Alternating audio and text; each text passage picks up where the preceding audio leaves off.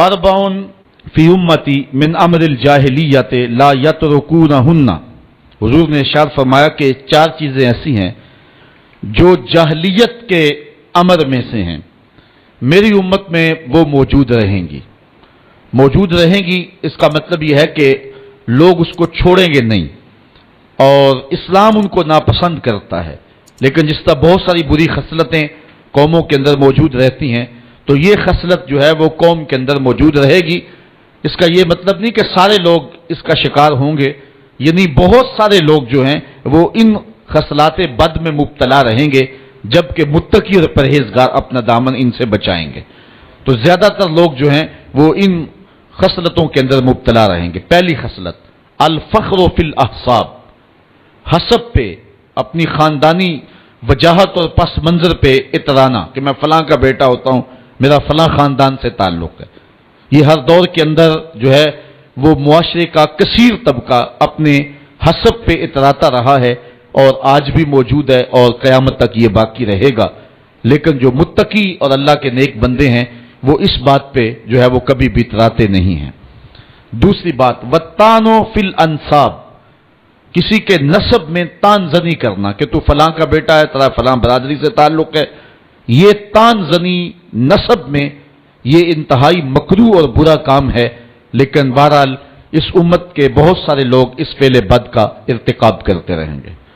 والاستسقاء بالنجوم، اور استسقاء بالنجوم یعنی ستاروں کے معاملے یہ امت کے اندر ہر دور کے اندر جو ہے وہ موجود رہے ہیں۔ والنیاحۃ، اور چوتھی چیز جب کوئی شخص فوت ہو جائے تو اس کے سرہانے عورتوں کا بیان کرنا، تو یہ بیان کا سلسلہ یہ انتہائی جو ہے وہ مکروہ ہے اور شریعت نے ناپسند کیا، بلکہ حضور نے یہاں تک فرمایا لیس منا من ضرب الخدود وشق الجیوب ودعا بدعوی الجاہلیہ، یہ صحیح بخاری کی روایت ہے۔ حضور نے ارشاد فرمایا کہ جس نے اپنا گریبان پھاڑا، منہ پر تماچے مارے اور جہلوں جیسی باتیں کی، اس کا ہمارے ساتھ کوئی تعلق نہیں ہے۔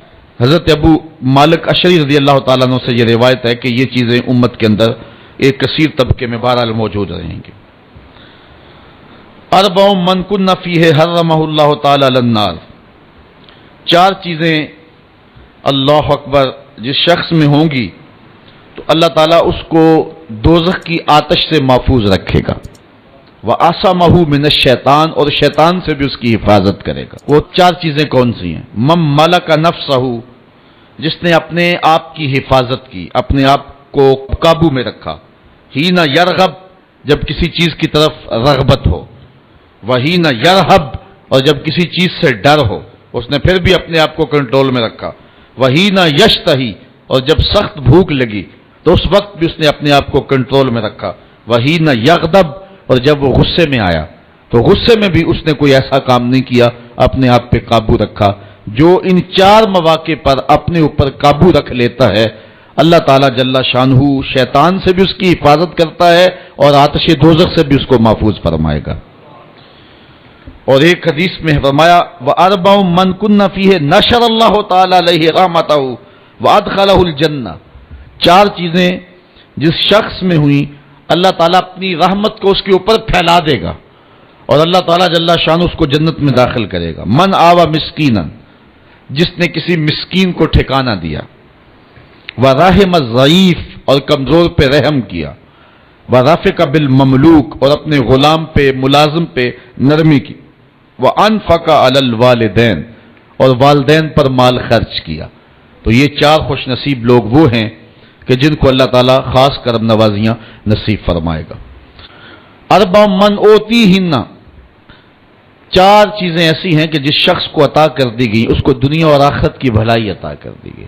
پہلی چیز لسان ذاکر، ذکر کرنے والی جس کو زبان مل گئی، وقلب شاکر، اور شکر کرنے والا جس کو دل نصیب ہو گیا، وبدن علی البلاء صابر، اور مشکلات اور مصائب پر جس کو بدن صبر کرنے والا نصیب ہو گیا، وزوجۃ لا تبغیہ خونا فی نفسہا ولا مالہ، اور ایسی عورت مل گئی کہ جو اس خاوند کے مال میں اور اپنی جان کے اندر خیانت نہیں کرتی ہے۔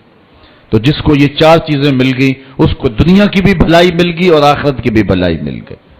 اربعون من سنن المرسلین، چار چیزیں نبیوں کی سنت ہیں، صرف ایک نبی کی نہیں، میرے اور آپ کے آقا و مولا اور حضور سے قبل جتنے نبی ہوئے ہیں سب نبیوں کی یہ سنت ہے۔ وہ چار چیزیں کون سی ہیں؟ الحیا، پہلی چیز حیا، یہ سنت انبیاء ہے۔ کان رسول اللہ صلی اللہ علیہ وسلم اشد حیاء من الازرا، حدیث میں آتا ہے کہ حضور کمواری لڑکی سے جو پردے میں سمٹی ہو اس سے بھی زیادہ حیا کرنے والے تھے۔ تو حیا نبیوں کی سنت ہے۔ دوسری چیز والتعطر، خوشبو لگانا، یہ انبیاء علیہ السلام کی سنت ہے۔ والنکاح، اور نکاح کرنا، یہ بھی انبیاء علیہ السلام کی سنت ہے۔ والسواک، اور مسواک کرنا، یہ بھی انبیاء علیہ السلام کی سنت۔ اربع من سعادت المرء، چار چیزیں ایسی ہیں جو آدمی کی خوش بختی سے ہیں، کسی کو مل گئی تو کوئی شخص سعادت مند ہے کہ اس کو یہ نصیب ہو گئی۔ وہ چار چیزیں کون سی ہیں؟ ان تکون زوجتہ صالحہ، کہ کسی شخص کی بیوی نیکوکار ہو، صالحہ ہو، پارسا ہو، پرہیزگار ہو، تہجد گزار ہو، شب زندہ دار ہو۔ عورت بیوی پارسا ہو جائے تو یہ کسی شخص کی خوش نصیبی ہے۔ وَأَوْلَادُهُ أَبْرَارًا، اور اولاد نیکوکار ہو، اولاد جو ہے وہ صالح ہو۔ وَخُلَطَاؤُهُ صالحین، اور دوست اس کے نیک ہوں، اس کے دوست جو ہیں وہ بھی نیک ہوں۔ اور چوتھی چیز وَإِن يَكُونَ رِزْقُهُ فِي بَلَدِهِ، اس کا رزق اس کے اپنے ملک میں رکھ دیا گیا ہو، بیرون ملک نہیں بلکہ اس کی قسمت کا جو رزق ہے اس کے اپنے ہی ملک میں رکھ دیا، اپنے ہی شہر میں رکھ دیا، تو یہ اس کی خوش قسمتی ہے۔ اس عنوان کے ساتھ آخری حدیث سنیں۔ اربع من الشقاء، اور چار چیزیں بدبختی سے ہیں، شقا سے ہیں، شقاوت سے ہیں۔ پہلی چیز جمود العین، آنکھ کا جامد ہونا، سنگ دلی کے آنکھ سے کبھی آنسو ہی نہ ٹپکیں۔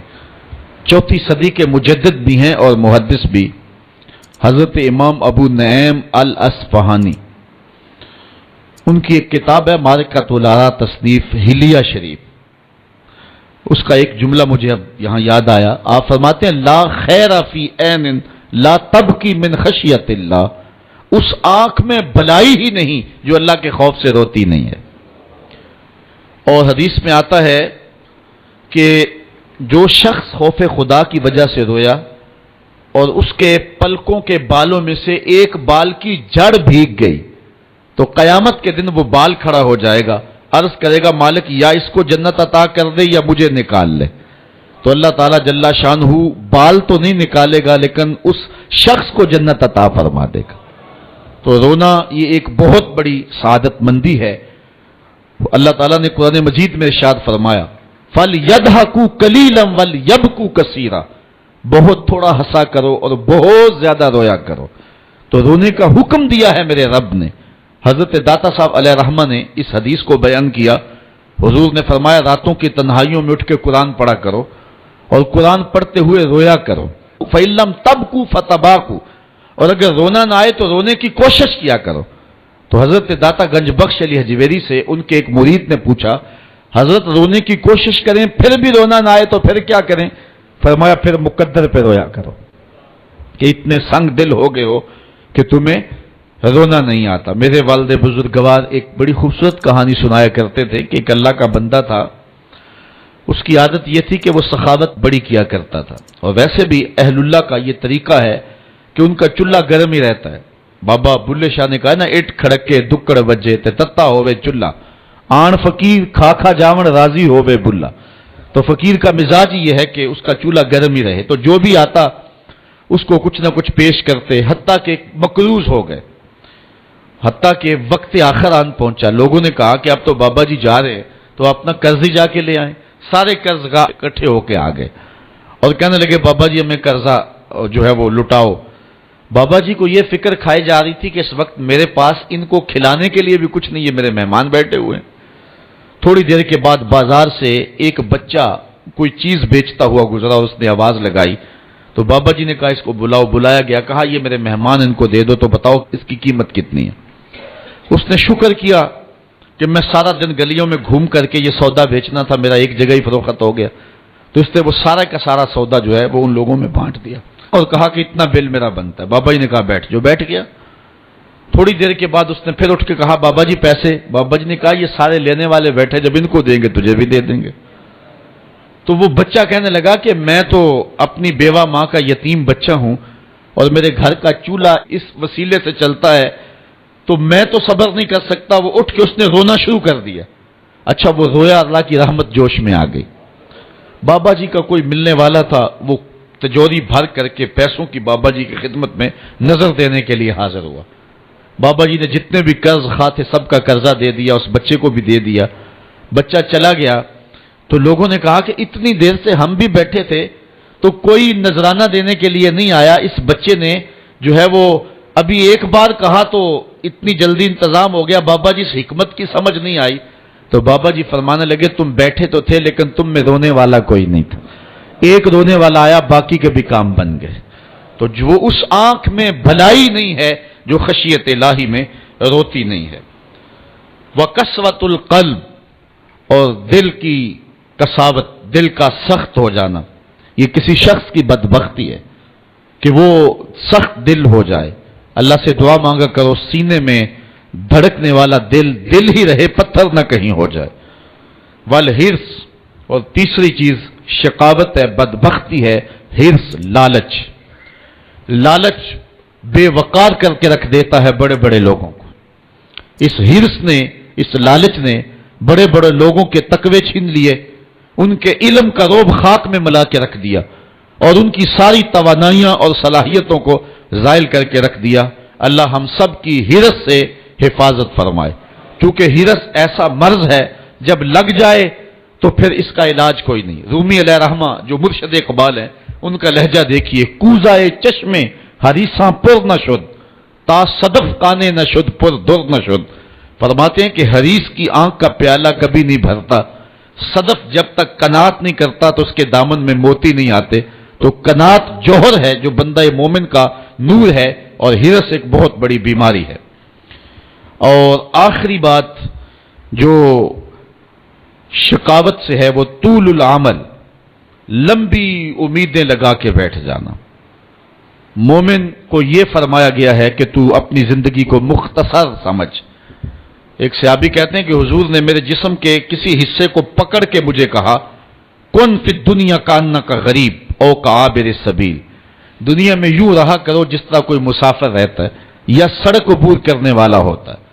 تو دنیا کے اندر لمبی امیدیں لگا کے نہیں بیٹھنا چاہیے، ہر وقت تیار ہونا چاہیے کہ نہ جانے اٹھنے والا اگلا قدم کہاں ہے۔ یہ چیز انسان کو فکر مندی دیتی ہے، آخرت کی تیاری کی طرف بلاتی ہے، اور لمبی امیدیں انسان کے باطن کے اندر اجاڑ پن پیدا کر دیتی ہیں۔ اللہ تعالی ہم سب کو ان نور باتوں پہ عمل کرنے کی توفیق دے۔ وآخر دعوانا ان الحمدللہ۔